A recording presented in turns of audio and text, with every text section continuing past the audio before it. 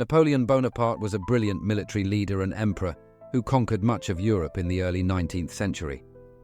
His strategic genius, ambition, and force of will made him one of history's most influential figures. Here is the story of his life, from humble beginnings to reaching the heights of power to his eventual downfall and death in exile. Early life and education, 1769–1785. Napoleon was born on August 15, 1769, in Ajaccio on the Mediterranean island of Corsica. He was the second of 8 surviving children born to Carlo Bonaparte, a lawyer, and Letizia Romolino Bonaparte. At age 9, Napoleon was admitted to a French military academy in mainland France. He studied to be an artillery officer and had an education that shaped his outlook and aspiration for power.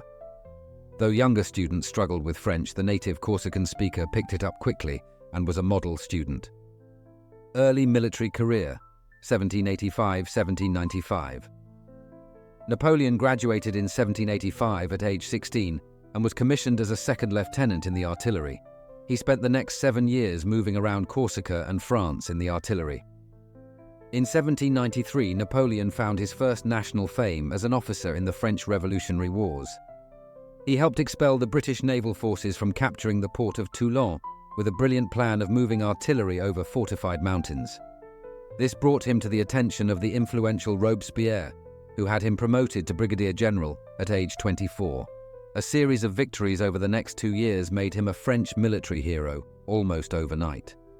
The Italian campaigns, 1796–1797. In 1796, at age 26, Napoleon was given command of the French army of Italy. Despite being outmanned, short on supplies, and facing a superior Allied force, Napoleon led daring campaigns characterized by speed of movement and concentration of force. In a series of battles across northern Italy, he defeated 4 successive Austrian armies sent against him. By 1797, he had captured Mantua, invaded Austria, and forced their temporary surrender. His tactics in Italy became textbook examples of how to coordinate infantry, cavalry, and artillery for maximum impact. A look at the figures shows just how remarkable his achievements were. French losses, 30,000 men. Enemy losses, 100,000 plus. Killed, wounded, 80,000 plus prisoners. Territorial gains, Austrian Netherlands, Ionian Islands, Venetian territories. The coup and rise to power, the 1798 and 1799. While in Egypt for his next military campaign in 1798, Napoleon became concerned at home about fraying political stability and feuds in the post-revolution French government. He abandoned his army and returned to Paris, staging a brilliant coup in November 1799 that made him the head of the French Republic.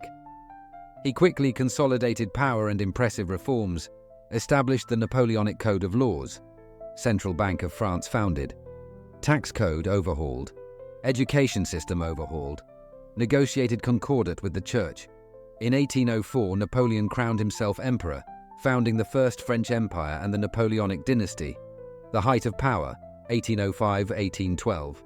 Over the next 7 years, Napoleon fought a series of wars across Europe against a coalition of nations seeking to curb his empire's growth. A look at the scale of his achievements in this period.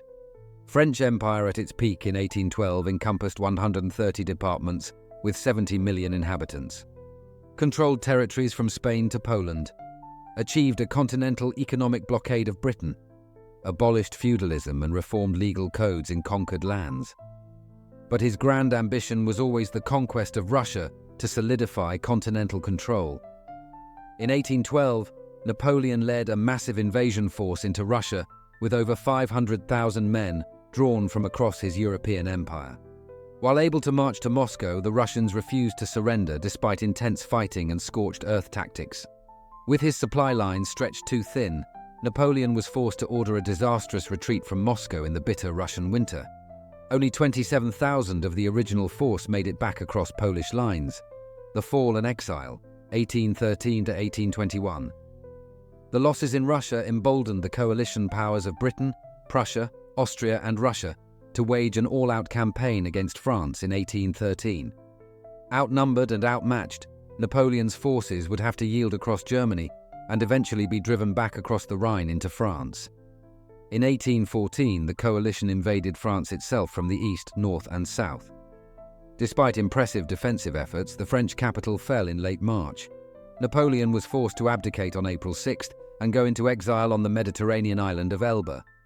However, by early 1815, Napoleon slipped away from Elba and made a daring march back to Paris, raising a new army from defectors and reclaiming power in the famous 100 Days. But finally, at Waterloo in present-day Belgium, he was crushed for the last time by British and Prussian forces under the Duke of Wellington on June 18, 1815. After briefly attempting to flee to America, he surrendered to the British and was exiled to the remote South Atlantic island of St. Helena. There he remained in British custody until his death on May 5, 1821 at age 51, likely from stomach cancer. Legacy and final assessment. Napoleon was one of history's greatest military geniuses, whose unprecedented conquests and achievements remade the map of Europe and reverberated for decades after his death. But his grand ambition and megalomania ultimately led to the destruction of his empire and exile. If we quickly summarize his life, it would be: rose from modest means to dominate all of Europe within 15 years. Leader who promulgated liberal ideals like legal equality. Military visionary who reinvented battlefield tactics still studied today. But also an egomaniac whose quest for more power brought tragic losses. The death toll from his wars likely exceeded 3.5 million. Empire collapsed as quickly as it was built. Napoleon once remarked, "Impossible is the word found only in a fool's dictionary. Wise people create opportunities for themselves and make everything possible." He left behind a son with his second wife, Marie-Louise, to briefly take up his imperial cause after his death. But the Bonapartist cause faded quickly in the decades that followed, as the European powers rearranged themselves. In the end, Napoleon was ambitious to a fault, but the force of his intellect, audacity, and leadership mastery ensure his place among history's most influential figures. He redefined the limits of what a single man could accomplish through sheer capability and willpower in a remarkable 15-year period. Love to explore more history? Here is another very interesting video about gladiators, which you can watch by clicking the left video.